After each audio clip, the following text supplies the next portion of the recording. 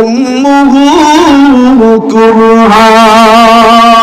ও দুনিয়ার মানুষ, ও আব্দুল্লাহ, ও আতাউল্লাহ, তোমার মা অতি কষ্ট করে তোমাকে গর্ভে ধারণ করেছেন।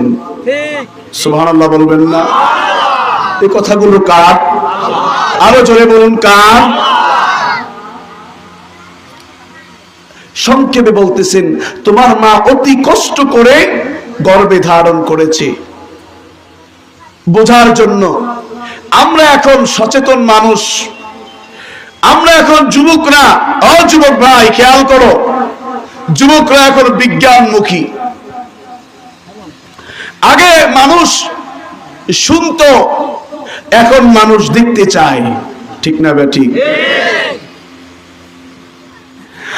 আমার ভাইরা বন্ধুরা, আমরা একটু বিজ্ঞানের কাছে চলে যাই। বিজ্ঞান, ও বিজ্ঞান, স্বাস্থ্য বিজ্ঞান ডেকে ডেকে বলে, ডাক্তার ডেকে ডেকে বলে, আমরা গবেষণা করে পেয়েছি, আমার আল্লাহ যে বলেছে হামালাতু উম্মুহু কুরহা, আমরা হামালাতু উম্মুহু কুরহা নিয়ে গবেষণা করেছি। যুবক একটু খেয়াল করো, যুবক একটু খেয়াল করো, যুবক, ও যুবক, মায়ের কথা তোমার বিরক্ত লাগে, বাবা তোমাকে রাত্রে সন্ধ্যার পরে ঘর থেকে বের হতে নিষেধ করে তোমার ভালো লাগে না। যুবক রে, বাবা বলে মোবাইল চালাইস না, তোমার ভালো লাগে না।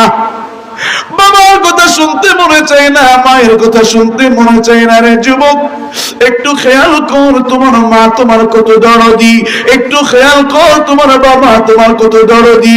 চিল্লায় আওয়াজ দিয়ে বলেন না আল্লাহু আকবার।